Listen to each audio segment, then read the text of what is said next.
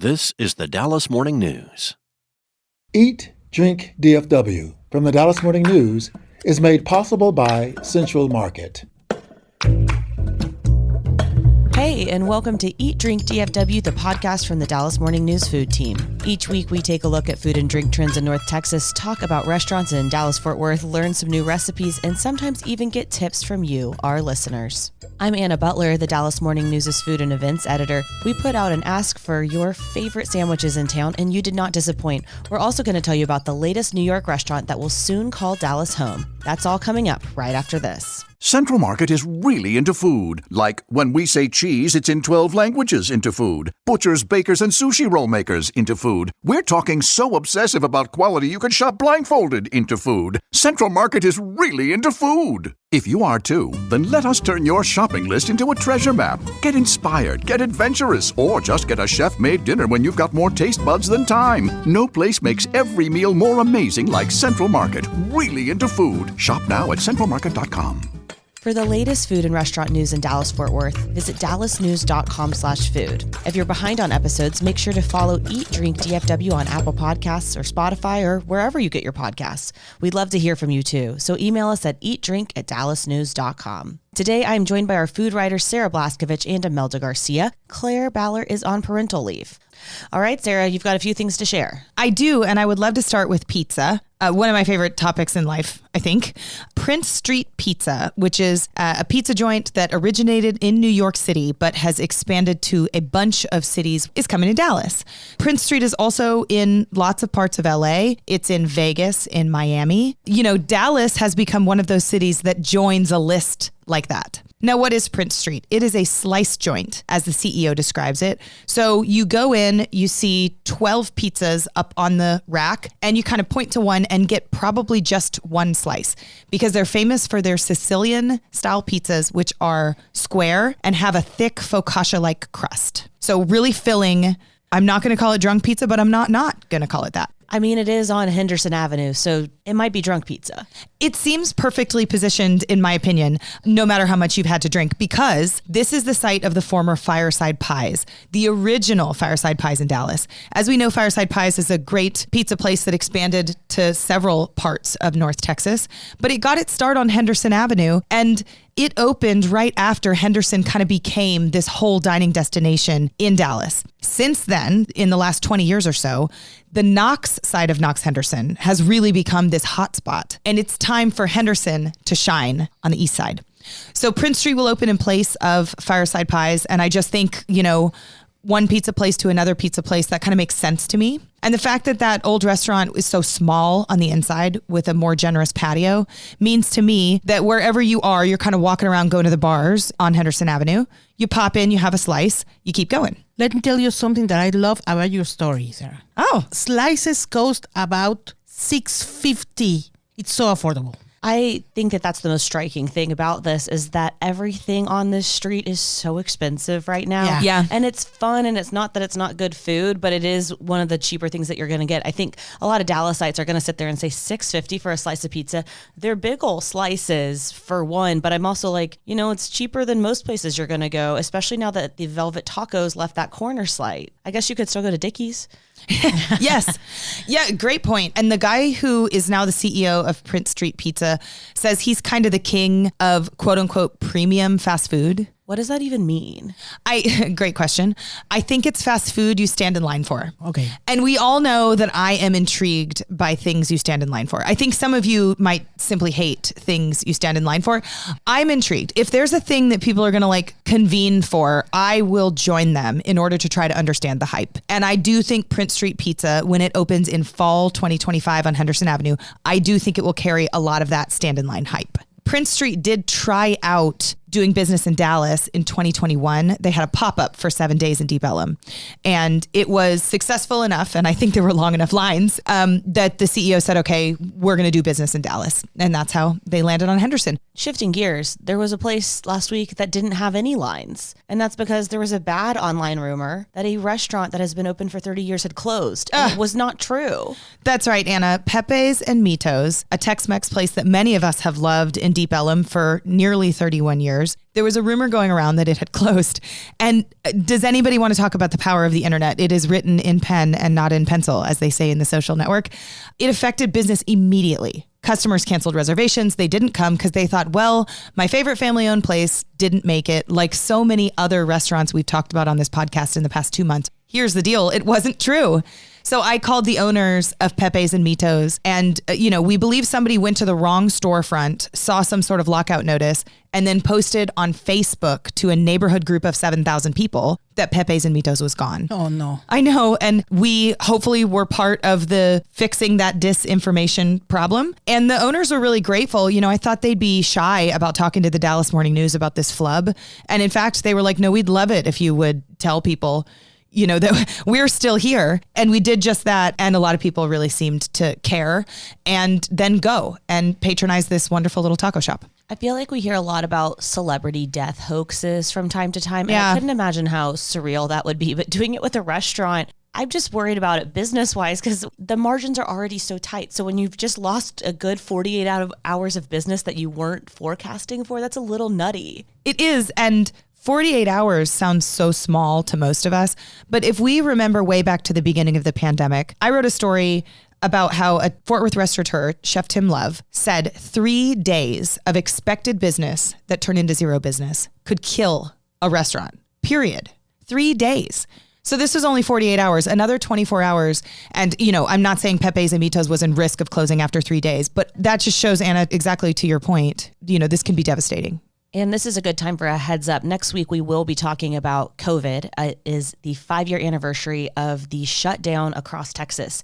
Governor Abbott put out a state of emergency and things just changed absolutely overnight. And so we're going to talk about the impact that had on local restaurants and local people in the restaurant industry. Imelda, I'd like some good news. Can you tell us about something new? I have good news for people who live in Louisville because they have this new place, RT Bakery and Cafe. This is a place where you can find European and French pastries. So they are full of flavor, but they are not very sweet, and that's the good part. This bakery is owned by Tatiana Romanova. She's from Russia, and she's a self-made baker. She said to me, I love bakery, so I watch a lot of YouTube videos over the years. And then she and a friend put a business in their home, but they closed because they didn't have more space to do more business. So in January, Romanova and her husband opened this business, and let me tell you, they have some amazing croissants. Do you like croissants, Sarah? I do, but I like croissants with stuff in them. Well, you can stuff things on it.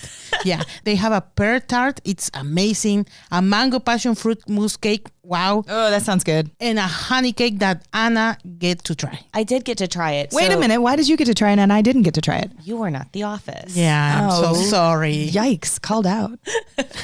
So these remind me a lot of just a really classic Eastern European pastry, which definitely makes sense with her Russian roots. These are elegant. They're beautiful. Everything is scratch made. We're talking about a fluffy sponge on this honey cake, very precise layers that you would see Mary Berry comment on if you were watching Great British Baking Show. Absolutely delicious. And just kind of that level of perfection that you don't always see with the variety of pastries that you have at this place. So they're making so many different types of things. Some of them are illusions. So the pear tart, for instance, looks like a pear and it's very, very beautiful. Oh, wow. Yeah, look at this. I'm looking over Imelda's shoulder at dallasnews.com/food, where you can find her story about this European bakery. And that pear tart, you're so right, Anna. It looks like the pear that is in my kids' play kitchen. It's that bright green color. And then there's a lemon tart next to it or something like that. And then maybe, what's that other one, Imelda? It's a mango passion fruit tart. Well, I'm totally sold on this place. It looks delicious.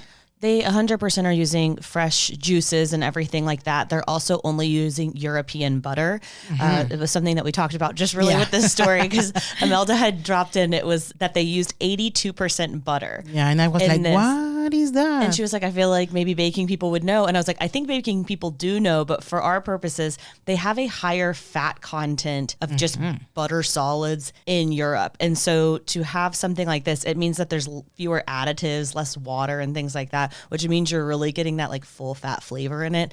It sounds gross when you talk about it, but man, it tastes really, really good when you do it that way. This makes me wonder whether she'll make a pumpkin shaped thing, which is really off season, but y'all go with me. My 4-year-old is turning 5 in late March, and she's going to have a Halloween in March birthday party. Okay. What she wanted to actually do was have a costume party and make everyone dress like Elsa from Frozen. And I was like, you can't do that. But you can invite them to dress however they want to, and then we can have a costume party. And she's like, oh, like Halloween. I mean, we are literally like going to have blow up pumpkins in our front yard. We're going to get some sort of dessert that needs to be pumpkin shaped and orange. And we are going trick or treating at 5 of the neighbors' houses. So if anybody out there has pumpkin tips in March, especially dessert related, I'm all ears, because this is a non-traditional 5th birthday party. As someone who celebrates their half birthday, I fully support this and I think it's great. Yes. Lean into eccentricity. The younger you are, the better it is. Oh, do you celebrate like the half birthday? Yeah. When is this? In July, because my birthday's in January. Okay. And it started when I was younger because this is so sad. My dog died on my birthday when I was younger. No. Oh, Anna, I'm so sorry. I was like, I didn't want to celebrate it. I was like 10. Yeah. So it was like, oh, we'll do a summer party instead. They were like, are you going to be fine in 6 months? Because you should wait. Yeah, so I to this day, I still get people who text me for my half birthday. And now I celebrate both, though, because it's weird to celebrate your half No, birthday. but then you get 2. Like, you're just doing the math better than the rest of us. I want the pear tart. You want that for your Okay, half you birthday? got it. Yeah. Because your real birthday passed, and we don't care about your real birthday, as we've already established. So we're going to do something awesome for you in July. Pears are my favorite fruit. So that one was the most eye-catching from RT Bakery. Yes. by I feel far. like pears are nobody's favorite fruit, so that also makes you unique. I don't like pears either. Why? Because my grandmother had a lot of trees. I mean, we had the floor full of pears. So I ate my quote of pears for life. Yeah, when I was a child. But they were like good pears. Yeah, but there were a lot. Anna is moving into grandma's house. So you can find stories on all of these, except for, the pear tangent, by visiting dallasnews.com/food. We're going to take a short break, and when we come back, we're going to talk about your favorite sandwiches in town.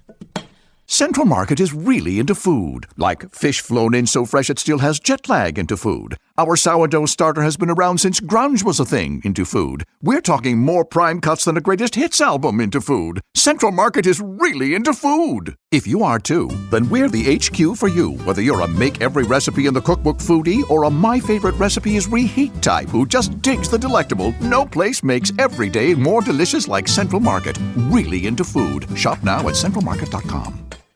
Welcome back. In just a minute, we're going to delve into the world of judging food competitions, but also talking about sandwiches.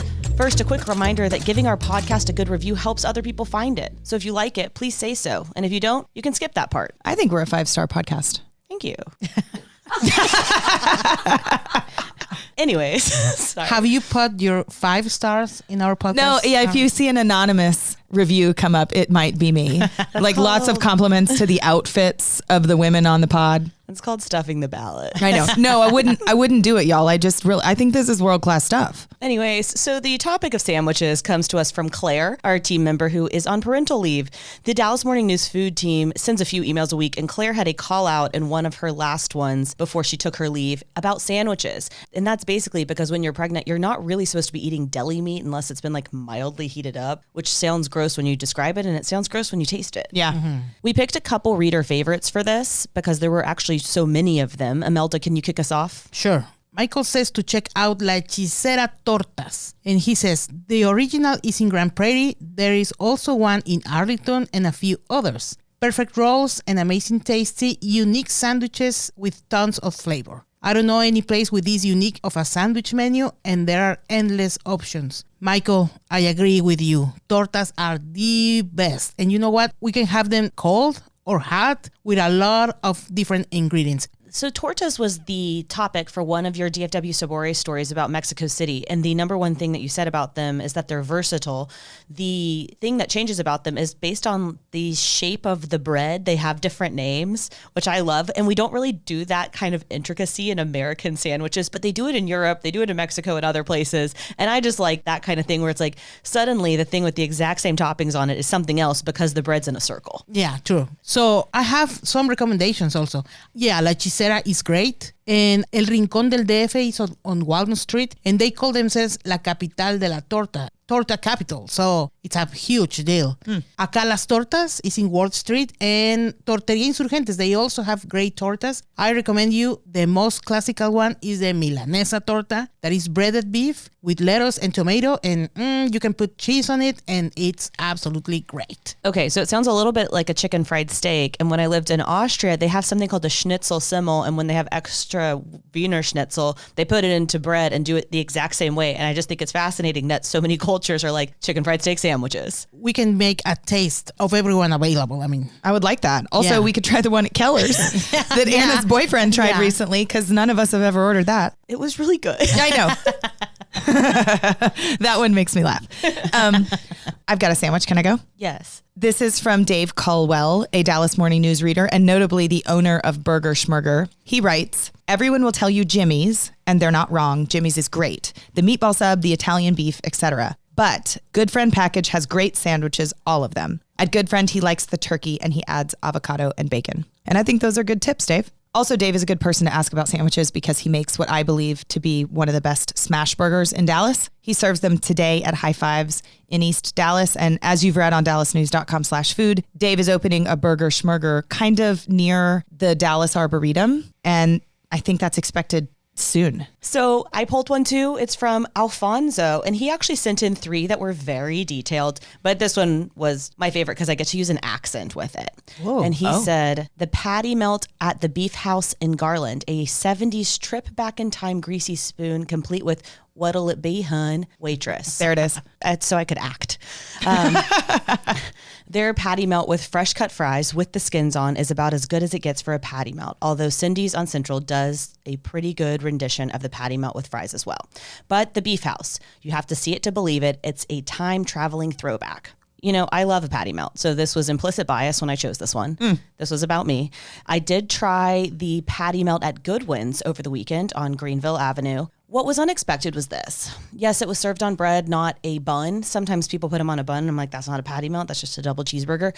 This was served in a sauce. It had brown sauce. So it was cut in half diagonally, put face down, so they were both standing up like little triangles. And then it was in a sauce that I would say is akin to the voodoo sauce at Neighborhood Services. Okay. It was very delicious. It was a beautiful warm day, and I felt a little like overheated after eating this because I think I would really like this in the dead of winter, not when it's like pushing 75 on a Saturday morning. no. Now, was it soggy because of the sauce? It surprisingly was not soggy at all. It really was so tasty. And so I was like, I'm not trying to give the sandwich a hard time. I miscalculated how overheated I would get. You know, the meat sweats are real, and we need to talk about them more. I'd love to. I mean, every time I eat barbecue, it's a sweaty situation.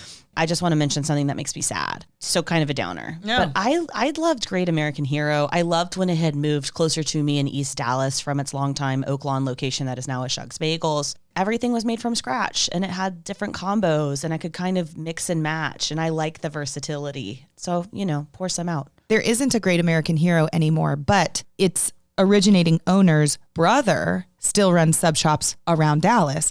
So Great American Hero is sort of related in sibling to the Great Outdoors. And if anybody knows the Great Outdoors, there are still 6 of them. Is the family last name Great?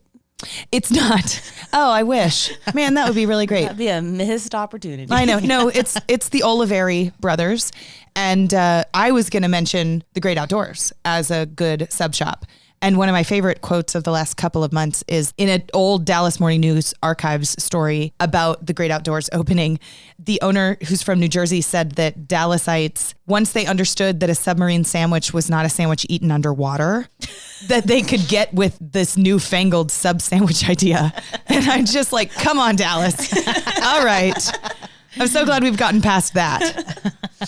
I also really like versatility, so I will always do a shout out for the Eatsy sandwich bar because I don't get the same thing every time I go. I mix and match and I try new things. The thing that I want to do, which I'm actually sure they would probably let me do at Eatsy's, is grab the pimento cheese out of the cold section and have them go stick it on the sandwich and then grill it. Yeah. I really like a pimento cheese grilled cheese, and I think that is hard to find. Yeah, agree. That sounds delicious. I love the sandwiches in the Crafty Irishman. Oh. And you know what? Because sometimes I miss the holidays. So when I miss Thanksgiving, they have a good Monte Cristo sandwiches with turkey and raspberry. It's like Thanksgiving. I love it. I think that combination on a Yeah. sandwich makes so much sense, Imelda. Yeah. I like it too. And when you accompany with a beer or something, it's great. I like it. What about you, Sarah? I'm actually a fast food Jimmy John's person. I said that weird.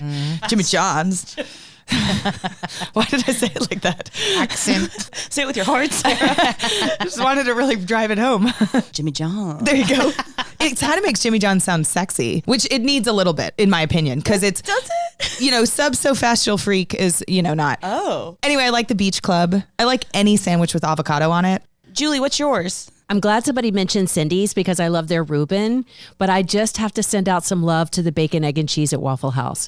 I'm sorry, I talk about cheap and just like delicious, like the best hangover food in the world. They might be charging you $1 extra right now for the egg on that bacon, egg, and cheese, though. I do think there's somebody listening who's yelling Jersey Mike's into their phone or into their car radio, and I hear you. And I will say, we did have a Jersey Mike's or two submission from our reader favorites. So you can actually read a story about this with your favorite sandwiches in DFW by visiting dallasnews.com/food. We really do love when you send us recommendations, so keep them coming and email us at eatdrink@dallasnews.com if we missed any of your favorite sandwiches. So guys, I have to tell y'all about something that I did last week. It involved lawyers. Oh my God. That's not good. Except that this was. Okay. Lawyers, one, want you to know that they can have fun. They do. They do. I don't know. They can, at least at a Texas-founded firm, Vinson & Elkins. This isn't an advertisement for them, but I judged their chili cook-off, and it was so much fun. Wow. Wait, you judged attorneys cooking chili. Yes, so they've been doing this since 2000. So this was the 25th year. It became firm-wide about 3 years ago. So they fly people in No. from across the country that have already had regional chili cook-offs. They cannot accept international ones because the FDA is really just a buzzkill because they have to test all of the meat going over like Anna, different this is wild. It's very fun. So you're talking about people who maybe brought a frozen container of chili through a security checkpoint at an airport, or maybe overnighted it frozen from San Francisco or New York or other places. This started in the Houston office. The Dallas office won last year. So whoever wins gets to host it, which is how I got involved in the first place. Okay. Wow. I have a lot of questions about this. So is this only chili every year, or do they change like dishes or what? It's only chili every single year. And you saw, you know, a range of interpretations. It was all blind judged, and it was really fun. I was not a solo judge, though. Where are they at on beans? We were a little bit of purists. So G. King, who is the executive chef over a restaurant group that includes like Dakota's Steakhouse. Yep. And Sloan's Corner. he was part of it. And then a former partner in the law firm who's moved in-house and is a Texan himself was part of this. And beans didn't fly well. You know, you had a lot of Texans for this one. So the very first one, though, I unsheathed its crock pot top. It was chunks of sweet potato. Big or small? They were big enough. I'm trying to think. The size of a piece of Trident gum is what's coming to mind. That works. That totally works. So specific, but that's what the size was. Wow, I've never had chili with sweet potatoes. San Francisco, who was responsible for this, won the first ever chili cook-off when it was made firm-wide, which the Texans, I think, took very personally. Yeah. I mean, I would. So last year, Dallas won. The winner this year was the Dallas office again. Oh, right. Yes. So I'm obviously angling to judge again next year. But what I said in my feedback for this chili was, this smacks of gumbo. It wasn't made with a roux, but there were diced green peppers in it. It was really good. It still had the right chili flavor to it, but it was innovative and creative and different. This is so interesting because those were all award winners that ended up here in Dallas. Like that sweet potato chili was everybody's favorite someplace else. This was my biggest takeaway is you have to be very, very studious and methodical when you are judging something like this. This was not my first time to judge something, but it's a little bit like peer editing in high school with people's papers. It's important to read through the whole thing first before you ever make an edit. So I think it's important to taste everything before you start ranking and saying this is the best in my head. You need to taste everything at least 3 times. That means that you need to have room to eat a lot of chili. That's a lot of chili. Number one pitfall, nothing that will surprise you. One, some of them were too fatty, which is hard because with a chili, you probably do want to use 80-20 beef. You do need to skim. The next one, people did not individually season the meat. They were seasoning the sauce around it, but not the meat. 3, definitely were cooking it too hard. So the beef, if it was chunkier for the most part in this competition, was really tough. You also want to be careful not to veer into Sloppy Joe territory. And that's hard with chili, especially if you're using brisket meat. And so there were some that I'm like, this would be great on a sandwich, which you shouldn't say about chili. No, and I think one of the pitfalls of a crock pot, if that was the vessel with which to keep it warm, is that the longer you warm it, the less liquid you get. I think there's probably a science element to this. My biggest comment, though, I was like, all of these do taste like chilies, not meat soup, because sometimes you get that. It's a little like the salsas that you're like, that's just marinara, not salsa. Yep. Anna, you sound like an expert. How many competitions have you judged? Officially, this was the only one. I have been a consultant on different ones. I've attended many chili cook-offs. I've judged other types of competition, though. And I just always want it to come across as consistent and fair. Yeah. See, here's what I'm learning is that if you, the listener, are entering a chili cook-off, you should call Anna, and her number is 512. Just kidding. She got tips. Okay, that's all the time we have for today. Be sure to join us next week where we'll be diving into the topic of COVID because, again, if you can't believe it, it's already been 5 years. Stay up to date with the food team stories at dallasnews.com/food and listen to all of our episodes by following Eat, Drink, DFW wherever you find your podcasts. Special thanks to our producer, Julie Fisk. For the news, I'm Anna Butler. Thanks for listening, and we'll see you next week. Eat, Drink, DFW from the Dallas Morning News is made possible by Central Market.